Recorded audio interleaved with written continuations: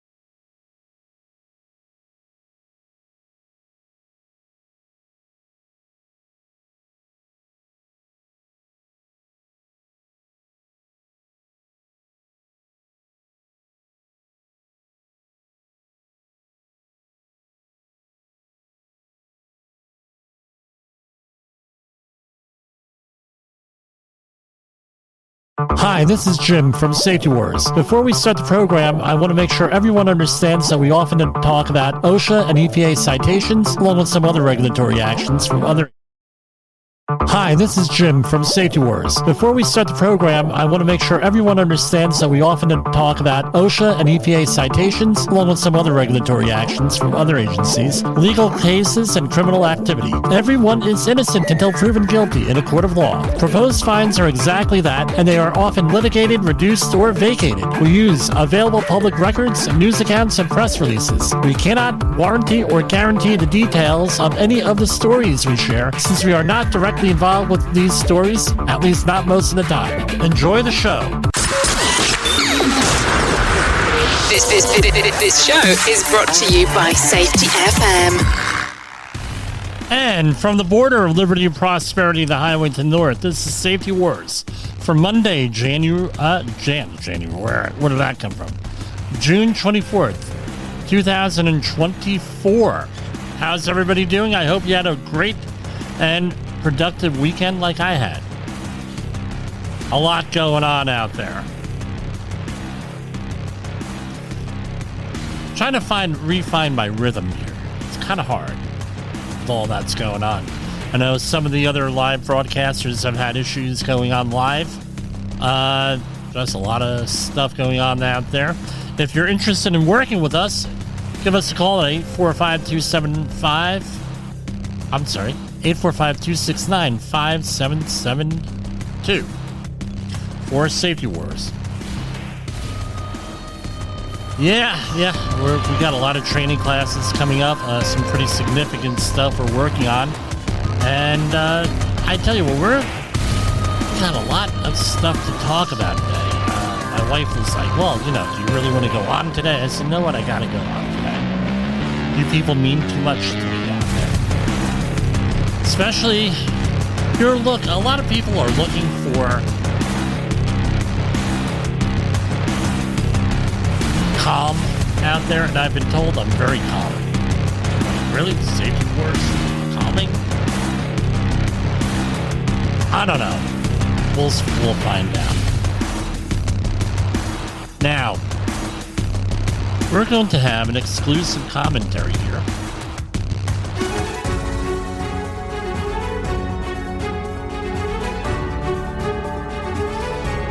So I come across, one of my favorite websites is studyfinds.org. And I see something that came across here that I've been talking about for probably around 25 years.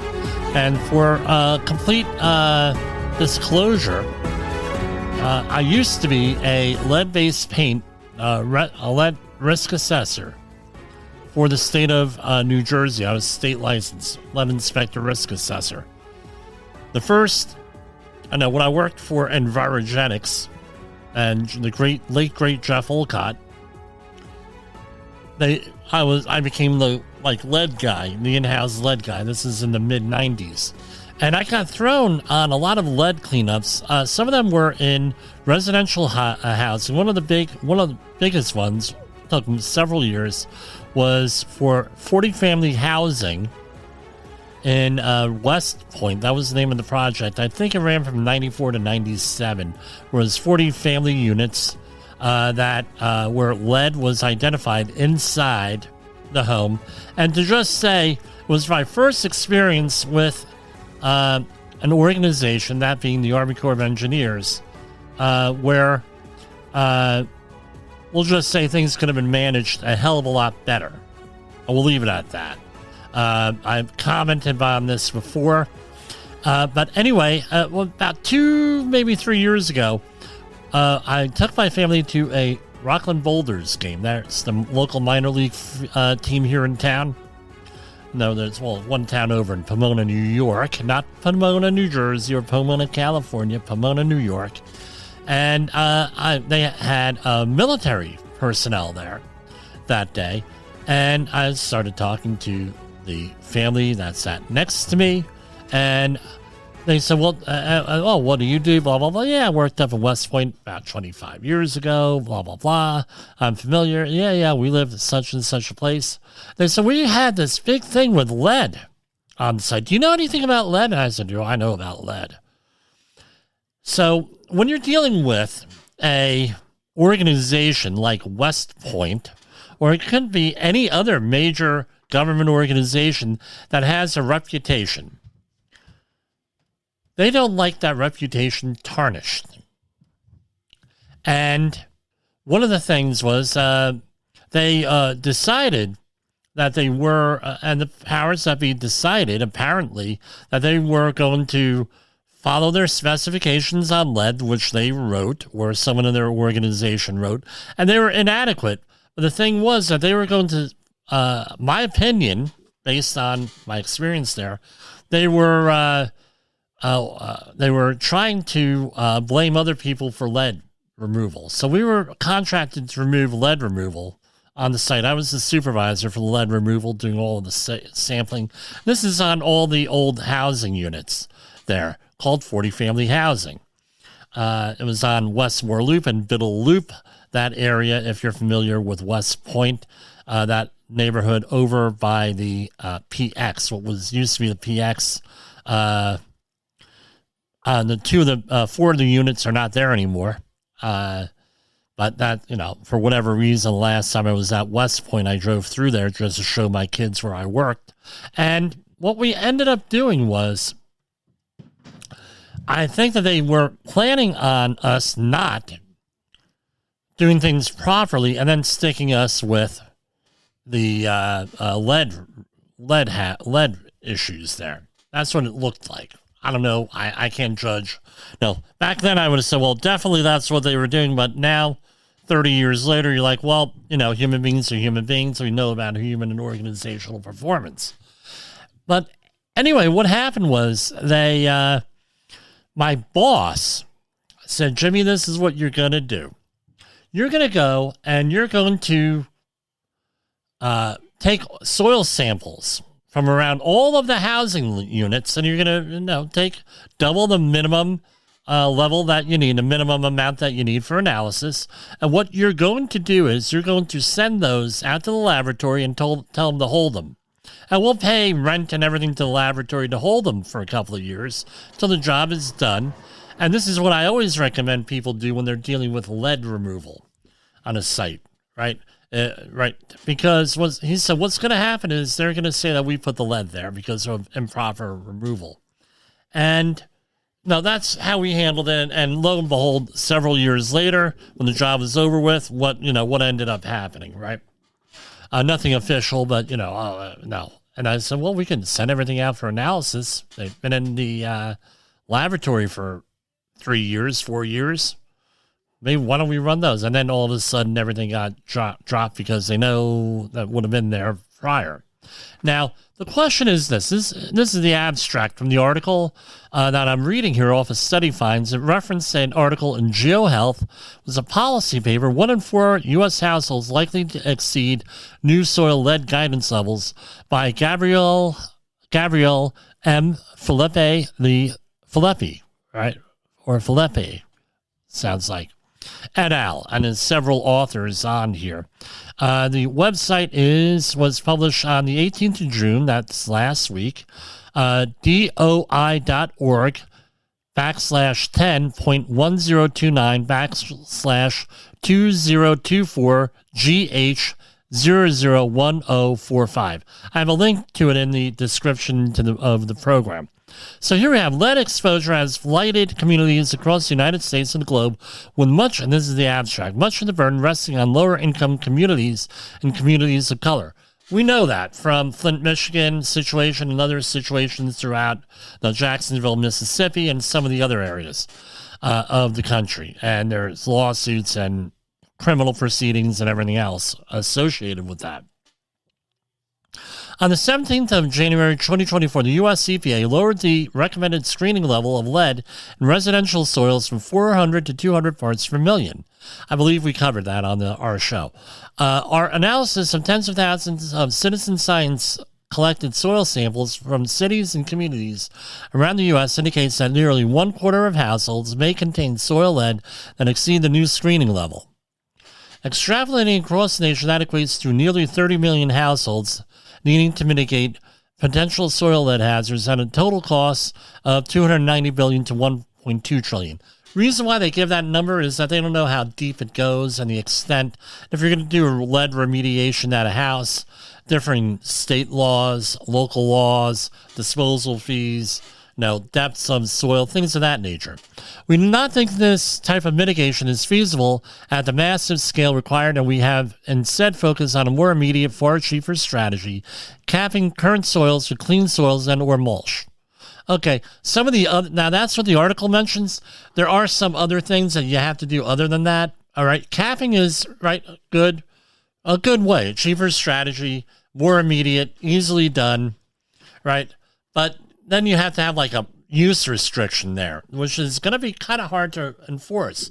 Also, what people try to do is that they put not nice plants over the top of it. So you're not going to put your vegetable garden over the top of this, especially something like a tomato plant that's going to bioaccumulate lead there. And I know that there are some ways of removing lead from the soil and treating the soil. No, just treating the soil with biological type things. Now, okay. There are, so the other thing, the not nice things you put on there, sticker bushes is one of them. At a fraction of the cost of labor disrupted soil mitigation. Okay, great. But then that has to be monitored and everything else over the years, and then deed restrictions and things of that nature. Now, the question is this, right? And you can go look this up, and you can look up the hazards of lead, which are many. With that, IQ impacts, children are at high risk, and this is time immemorial. You know what all this does here, especially if you're a health and safety professional. Now, how does the lead get there? Several ways. Back in the 1970s, we had lead in gasoline, and in New Jersey, at least up until 1988, I remember this, the summer of 1988, because I graduated high school that year. They had, and I had a truck that needed lead gasoline. My first vehicle needed lead gasoline. And what ended up happening was they got rid of lead in the gasoline then, and a lot of emissions from cars, especially in the inner cities where people are sitting there for traffic, for example, a lot of this stuff would accumulate in the soil. Right, and in the inner city, you have highways going through residential neighborhoods, things of that nature. And also, a lot of the areas alongside of highways also had accumulations of lead. For example, the New Jersey Turnpike. For years, if you're going to work on the New Jersey Turnpike, you would have to go and do a little bit of testing, maybe a little bit of remediation. That all had to come into effect there, all had to come in there. And also, that was a different type of lead, tetraethyl lead, right? With that. Now, around houses, where did that come from? That came from before, I believe it was 1980, 78, 80, something like that. The lead was in interior paint. Lead continued to be in paint for a long time after that, because you had old stock and some exterior paints might have still had it. People bringing home paint from work. I know highway paint often had lead in it because, it was good caulking with that, and it was better paint as far as protecting surfaces. And there's a whole litany of arguments for it. But what happens is it's in your house and paint chips. People do not maintain their paint, especially if it's you're in Section 8 housing or some type of government-assisted housing.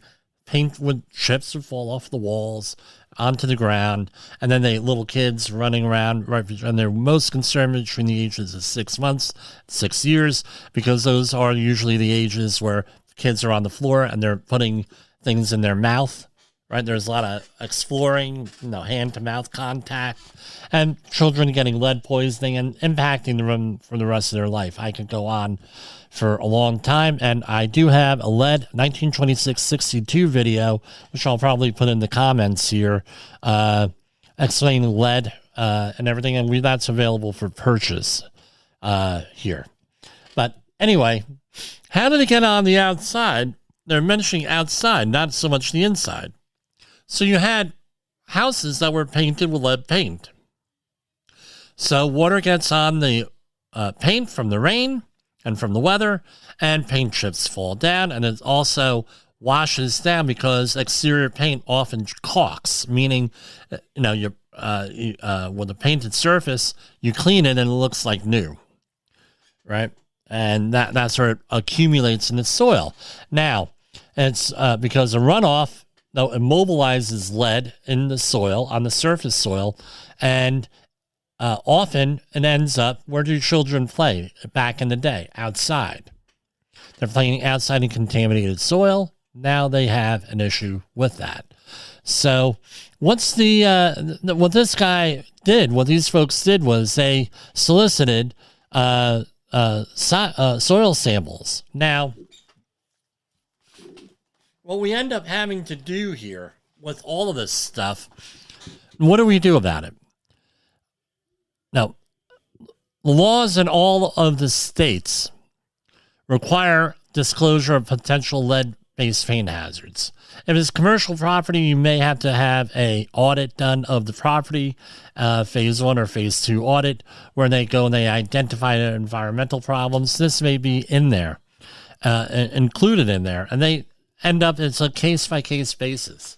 So, I don't know what to tell you here with this. Just that if you have any concerns, absolutely get your soil tested with this. And, get a qualified contractor. If your state has a licensing program, that's a good place to start, is with licensed people with this. Now, something else I want to point out to you, unlike biological cleanups like mold and everything, it's a little bit harder to fake these samples if it's done by a legitimate company.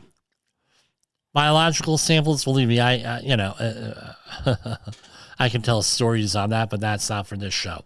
So that's what I wanted to talk about, was lead in there. And this article, I thought it very interesting.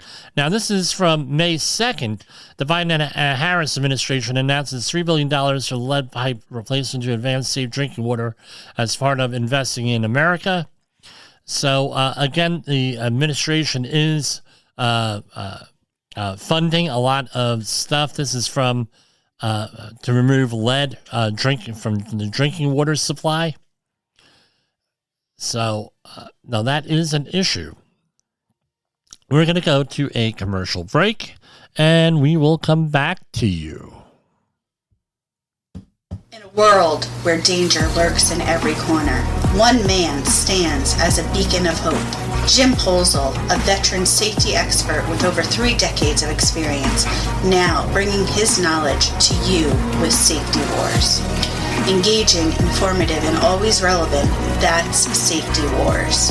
Join a safety revolution with Safety Wars, available on Spotify, Apple Podcasts, YouTube, and wherever you get your podcasts and videos. Now, hold on. You are listening to Safety Wars. Tomorrow's Safety Today. Now, over the weekend, the Drudge Report and several other websites started talking about World War III.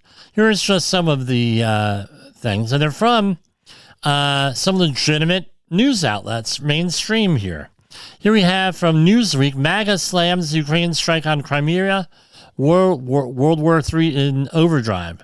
Here we have the Express, North Korea sends chilling new World War III warning to U.S. as Ukraine tensions explode.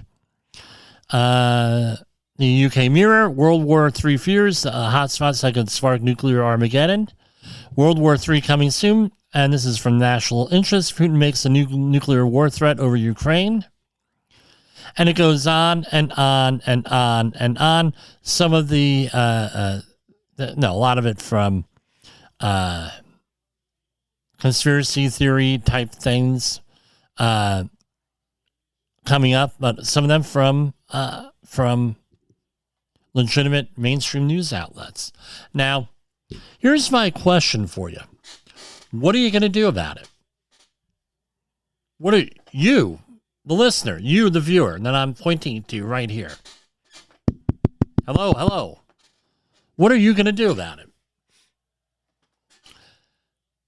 I came out with a book several years ago on I keep on wanting to reissue it, but I have some other stuff I want to reissue.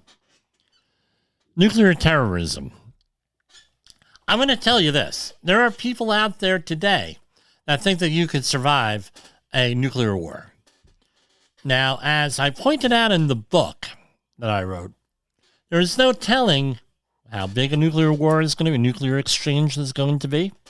There is no telling what your situation may necessarily be. Right here, I'm surrounded by several targets. And it's not Jimmy saying this. This is what the old FEMA maps are, and just common sense.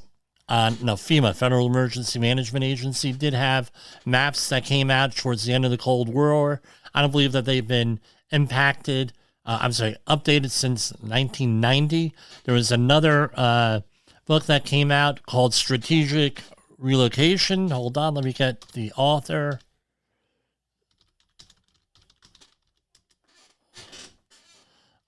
Strategic Relocation by Joel Skosen. All right, still available on Amazon. I have a copy of the original book. One of the things that I laugh about, it's now in its 4th edition. One of the things I laugh about was, and I used to bust my wife's chops a little bit, was when we first got married, I moved into her condominium, and it said, do not be closer to New York City than Route 287 in White Plains. Well, where did we live? Right next to Route 287 in White Plains. I said, hon, we got to move like a quarter mile up the road here. So I would bust her chops a little bit. But we're surrounded here, where I live in Clarkstown, New York, New City, New York, by several targets here, secondary targets. Well, obviously the primary would be like New York City, right? That's you can see it from some of the roofs in town. And you can see it from South Mountain, which is on the other side of town here. You can see New York City, and probably the initial blast from something there would not reach us. We're about 30 miles away, I think, 25 miles away. However, what else do we have here? Well, we used to have Indian Point, which is a little bit closer, other side of the Hudson River. There was one house when we first got married we were looking at, and we said, man, this house is cheap and it's big, but it's got to be some catch to it. So we went into the house, and if you wanted to get a perfect picture of, we went to the open house. If you wanted to get a perfect postcard picture of the Indian Point and the nuclear reactors, that was from that kitchen window. I mean, you could have made a fortune on one of the Shutterstock, I think it is, or one of those with we're selling pictures of Indian Point. But that's one. Second one was we have the Kensico Dam right on the other side of the river. Again, major dam, not too far away. From this side of the river, what do we have? We have West Point, 20 minutes north from here. We have pharmaceutical plant, Pfizer, right on the other side of the county here. We have a huge industrial park with some aerospace companies in it. Those are the big ones around here. Even if you go out to, let's say, Sussex County, New Jersey, you have a lot of vaccination plants over in Swiftwater, Pennsylvania, in the Poconos. So you wouldn't be safe. There are some other facilities there that are high, Picatinny Arsenal comes to mind, and a couple of other facilities there that would be that. So, again, what's the point here? What's my point? Where am I going? It sounds like you're rambling, Jim. What you need to identify what's the target if you're near a target, number one. Number two, you have to prepare for yourself. That's what the whole point of my book was. You cannot personally set United States policy or reaction. You can't do it. What can you do? What am I going to do to protect myself and my family? Myself, my family, my neighborhood, my community. What can you do? And that's how you have to approach this. What can you do? How could you prepare? And then move out. As you know, and people have commented, well, this sounds like team Posel, blah, blah, blah. Yeah, it is a little bit, but if your last name is Smith, make it Team Smith. Because you have to be responsible for yourself and your family and what you can impact. And you can have the biggest impact in your family and in your community, not at the national level. Here I have an audience. I can impact a little bit. Just a little bit. And here on Safety FM, a little bit more. But what are you going to do? What FEMA tells you to do, it has said multiple times, unless they've updated things in the last couple of years, is that you have to be prepared for up to 96 hours on your own. And the worst case scenario that FEMA, Federal Emergency Management Agency, is prepped for is a 3 kiloton, which is about half the size of the Hiroshima and Nagasaki atomic explosions. 3 10-kiloton explosions in the United States in one day, right? That's what we're equipped to deal with, worst case scenario. You have hundreds of bombs going on, or dozens of these big theater, I guess is what they call them, nuclear weapons going off in the megaton range, right, or in the 100-kiloton range. There's not a whole hell of a lot the government's going to do to save you. Just the way it is, folks. They're going to be on overload. But again, you don't know what situation you're going to be in. And that's what my second message for today is you need to go and prepare for yourself, your family, and everything else, what you're going to do and how to prepare. If you can get an old copy of my book, that's good. Thinking about republishing it. But there are other references out there. But the thing is, how long does it take for you to prepare for this stuff? Minimum 2 weeks. Minimum. And that's working a 40-hour week to get this done. All right. And no, that's about how long it takes to prep. And you think that like the movie The Day After from the 1980s with Jason Robards, among other actors there. Steve Gutenberg, I think, was in that movie. No, they think, well, no, everyone's prepared after a couple of days. No, yeah. No, not really. It takes a long time to prepare. For Safety Words, this is Jim Posel. We're going to go to our second commercial break. Have you listened or watched the Safety War Show? It does stream live on the radio and on the streamer-emers that we have. So if you have not taken a listen to Jim Posel and what the hell he's doing every evening with Safety Wars, I would strongly encourage you to take a view or take a listen, whichever option is available for you, and take a listen to what the hell he has going on. It will take some deep dives and some information that you might be interested in. All right, we're going to start a little section here because it does matter. We talk about demographics here a lot. I tell you what, I'm going to take a break for a second here. I'll be right back. Let me put on some commercials here. Hold on. Is your safety training old, stale, and hackneyed? Is your safety trainer still preaching a warped version of behavior-based safety? How about safety training that actually addresses your hazards in your workplaces and is not standardized baloney from 25 years ago? Contact the Safety Wars team at safetywars.com or call Jim Posel at 845-269-5772. Remember, if you're receiving this message, you are the solution to unsafe workplaces.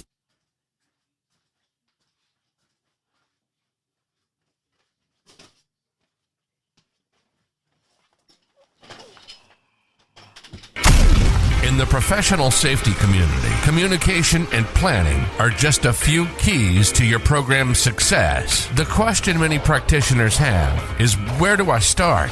Dr. Jay Allen, the creator of the Safety FM platform and host of the Rated R Safety Show, has built a global foundation to help you along the way. Go to safetyfm.com and listen to some of the industry's best and most involved professionals, including Blaine Hoffman with the Safety Pro, Sam Goodman with the Hop Nerd, Sheldon Primus with the Safety Consultant, Jim Posel with Safety Wars, Emily Elrod with Unapologetically Bold, and many others. As individuals, we can do great things, but as a team, we become amazing. Dial into safetyfm.com today and surround yourself with a powerful force of knowledge and support.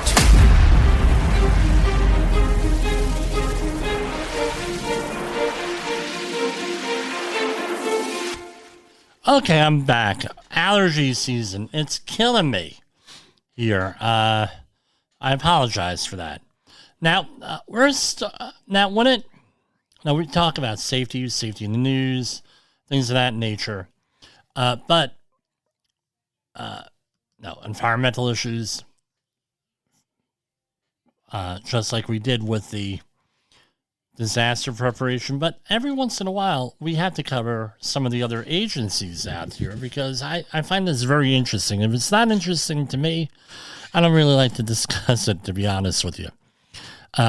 Supreme Court rules against California woman whose husband was denied entry into the U.S. So we're ending the term for the Supreme Court, and they've issued a whole flurry of cases and decisions. So this is from last Friday. The Supreme Court on Friday ruled against a California woman who said her rights were violated after federal officials refused to allow her husband into the country, in part because of the way his tattoos were interpreted, and essentially they believed he was a gang member. With that, so this is from Justice Amy Coney Barrett, who reading from the bench the majority opinion. Right, while Congress has made it easier for spouses to immigrate, it never made a spousal immigration a matter of right. While a citizen certainly has a fundamental right to marriage, Barrett said, it is a fallacy to leap from that premise to the conclusion the United States citizens have a fundamental right that can limit how Congress exercises the nation's sovereign power to admit or exclude foreigners. In the dissent, Justice Sonia Sotomayor said denying citizens the right to seek specific reasons about why their spouses are denied entry gravely undervalues the right to marriage in the immigration context. Now, all about separation of powers is one of the things here with this. Basically, if you want a different outcome, Congress has got to change the law. Our next Supreme Court case. Supreme Court rejects a settlement on water dispute between New Mexico and Texas. The Supreme Court, this is on Friday, rejected a settlement between Western states over the management of one of North America's longest rivers. In a 5-4 decision, the justices ruled that the water sharing deal between Texas and New Mexico can't go through because the federal government still has concerns about New Mexico water use on the Rio Grande, which Colorado also draws from. Having acknowledged those interests and having allowed the United States to intervene to assert them, we cannot allow Texas and New Mexico to leave the United States up the river without a paddle, said Justice Ketanji Brown Jackson. I believe that's, no disrespect, I don't believe that's how you pronounce the name, but the way I pronounced it. Right, reading the majority opinion, which crossed ideological lines, as it was joined by Justices Sonia Sotomayor, Elena Kagan, Brett Kavanaugh, and John Roberts. So they had a water sharing deal. They rejected it. So, again, water major situation out west with everything.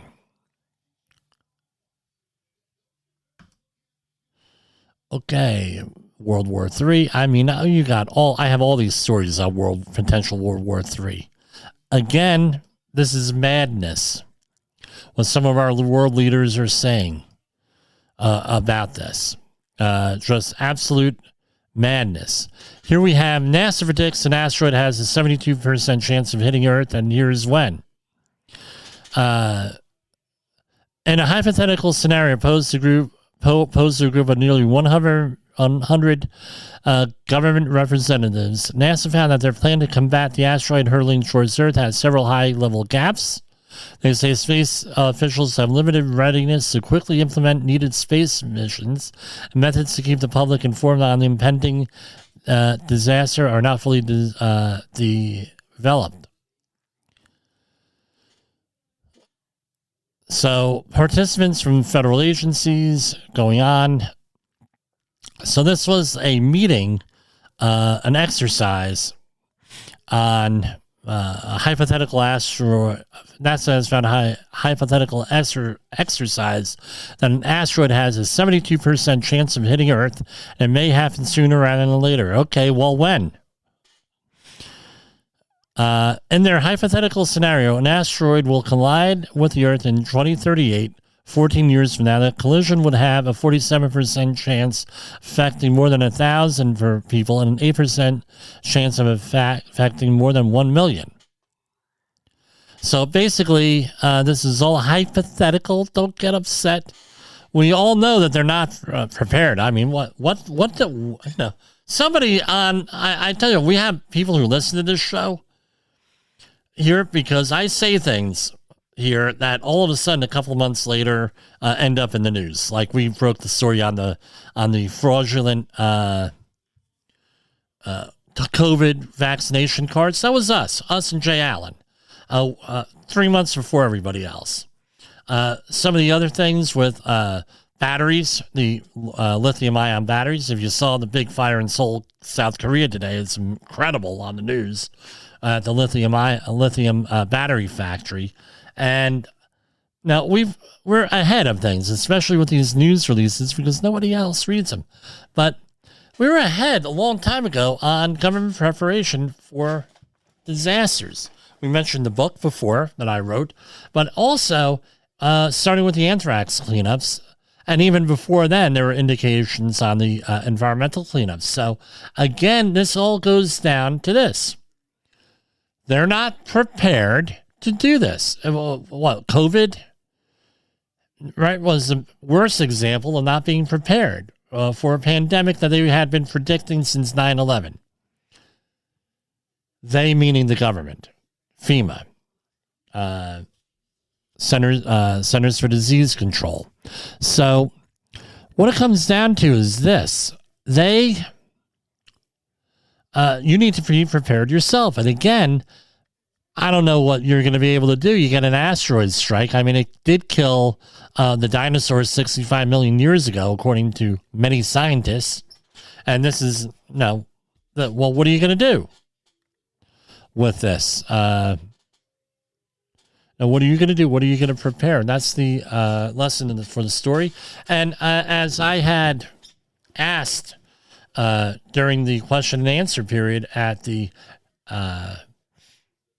Cape Canaveral, when they had an astronaut up there, his name, it was a Polish name, right? It was a medical doctor. It was on the medical, was a medical doctor when John Glenn returned to space.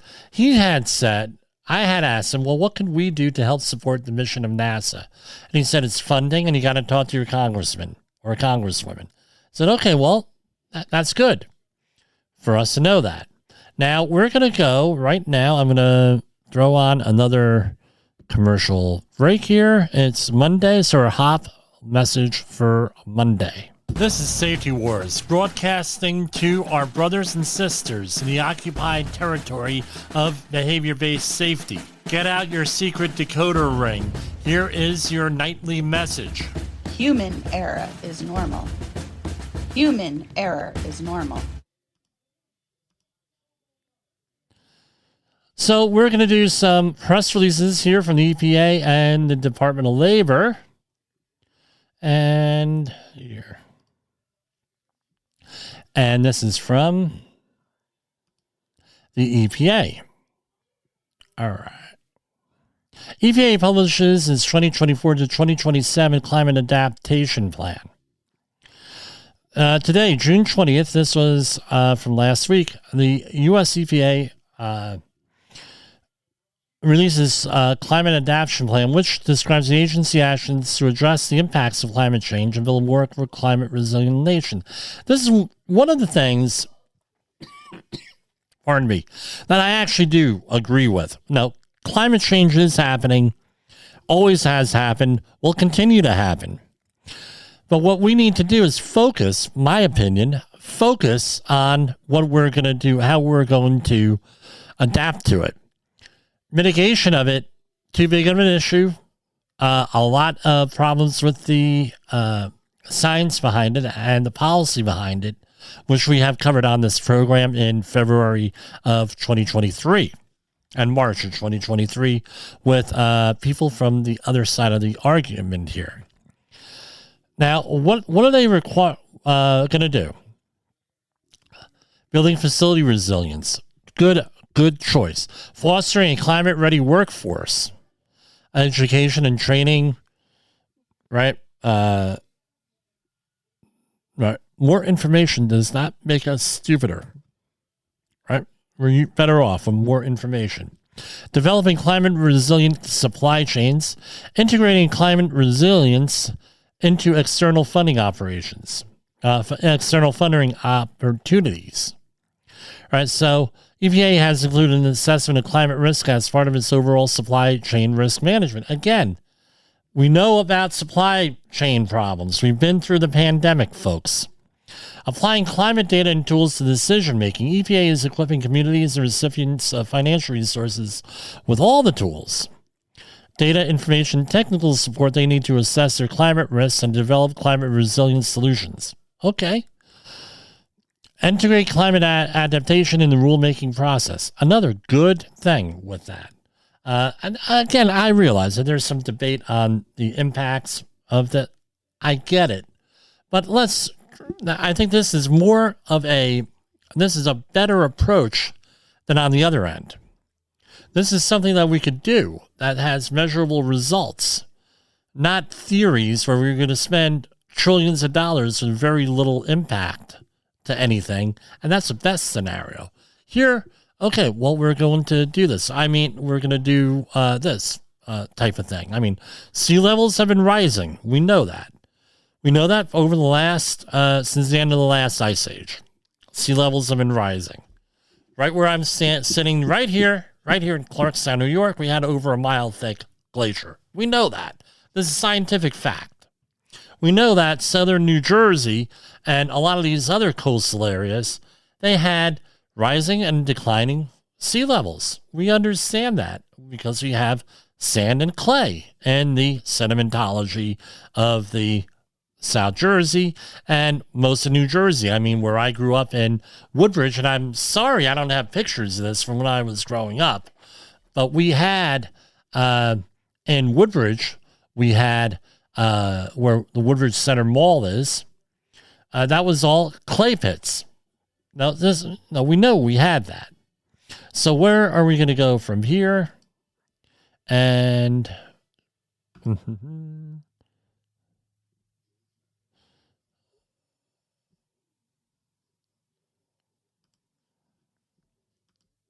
EPA recommends that people in the Great Lakes region prepare now to avoid potential exposure this summer to wildfire smoke.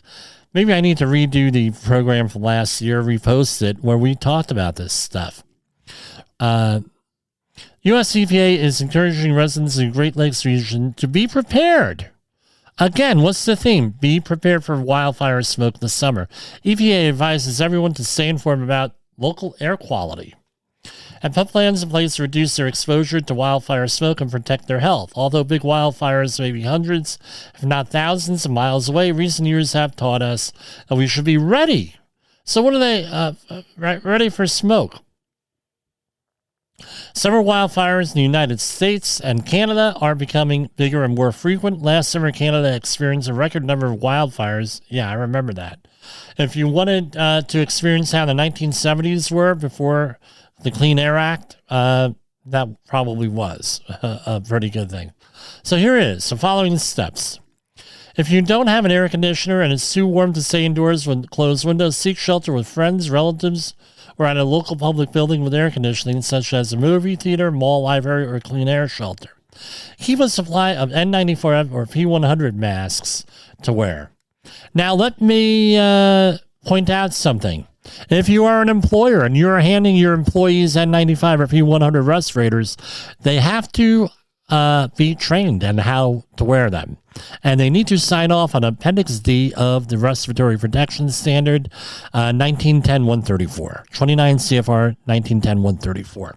Consider buying a portable air cleaner and make a do-it-yourself air cleaner. Learn how to adjust your HVAC system. Replace filters according to manufacturers' recommendations in those HVAC systems. And ensure children, older adults, pregnant people, formerly known as women, I said that, and people with asthma or other lung or heart conditions have at least 5 days worth of medication and food on hand to avoid going outside. People with asthma or other lung or heart conditions may consider developing a medical action plan in consultation with a healthcare provider, along with an evacuation plan if heavy smoke persists for several days. And EPA has several resources on this whole thing. Okay, we're just racing through here.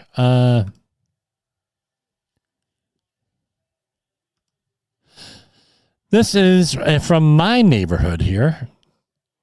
United States announced a settlement with Westchester County drinking water provider and 3 municipalities for violating the Safe Drinking Water Act. The EPA, today, June 24th, that is today, the EPA, along with the Department of Justice and the United States Attorney for the Southern District of New York, announced a settlement with the Westchester Joint Waterworks, the town and village of Harrison, the village of Mamaroneck, and the town of Mamaroneck, collectively the defendants, for violation of the Safe Drinking Water Act in 2019 due to the presence of contaminants that are known to threaten public health in the public water system in excess of the level set by the EPA. And thereafter, they violated an EPA administrative order. Always a bad thing. Bad idea. Requiring the construction of a water filtration plant by specified deadlines. Hold on one second. Allergies are killing me here.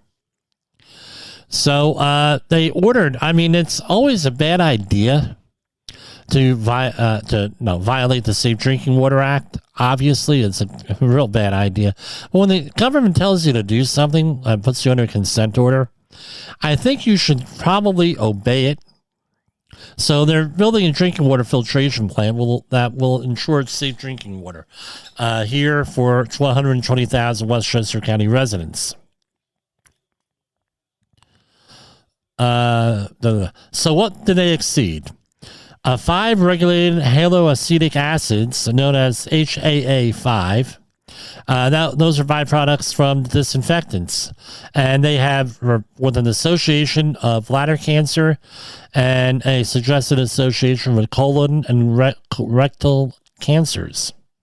Additionally, exposure to chlorinated drinking water or disinfection byproducts may cause adverse developmental and reproductive effects, and there's a fine associated with this. Now, let's be fair, because you get a lot of people out there screaming and yelling, chlorinated water. I remember this fact when I was in school. Chlorinated water. My opinion, Jimmy's opinion here, right? I don't think that the chlorinated water ranks right up there with the creation of fire. More lives have been saved because of chlorinated water than anything out there. So, just the way it is. So, I tell you what, we're probably not going to be on the air tomorrow, but we're going to throw Hop Message 2 here.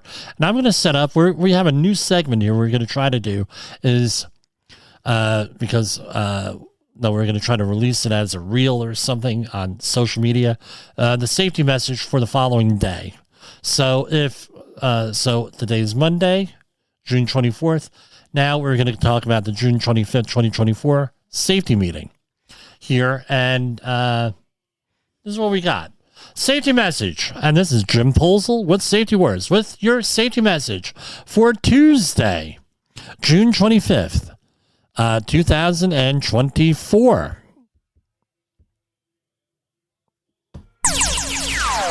Safety Wars is streaming now.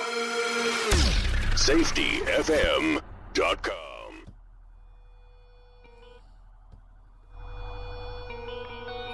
So, ladder safety. Ladders are common tools in many workplaces and at home, but improper use can lead to serious injuries, Here are some essential tips to ensure ladder safety. Choose the right ladder. Select a ladder that is appropriate for the job. Ensure it is tall enough so that you don't have to stand on the top rung. That's for an A-frame or a step ladder. Check the weight capacity to ensure it can support your weight plus any tools.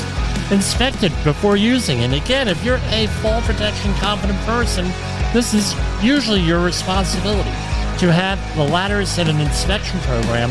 And if you are a user of it, do a pre-use inspection. Before using a ladder, inspect it for any damage, such as cracks, bends, or missing parts. Ensure the rungs are clean and free of all oil and grease to prevent slips.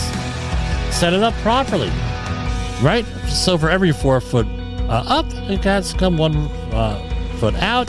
And if it's a extension ladder, right, other than a step ladder, needs to be secured, right? Makes sense? Needs to be secured with that.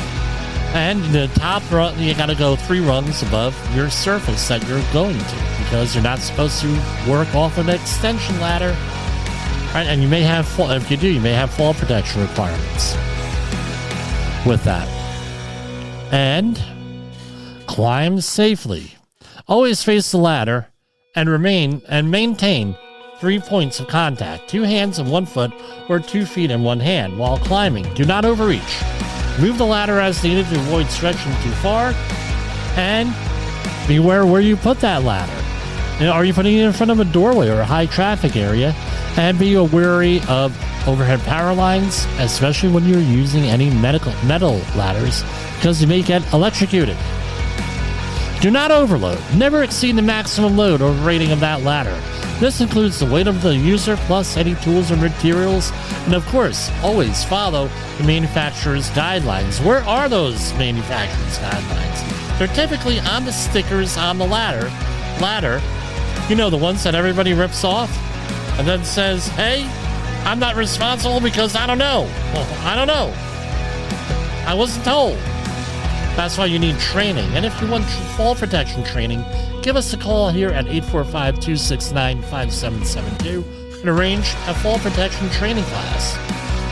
So, for Jim Posel, or for Safety Wars, I should say, this is Jim Posel, and I will see you tomorrow.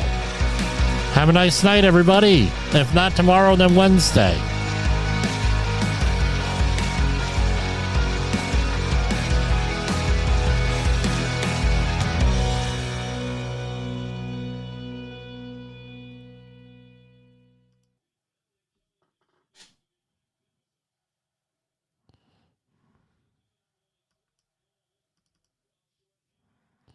And come on, play for me. Here we go.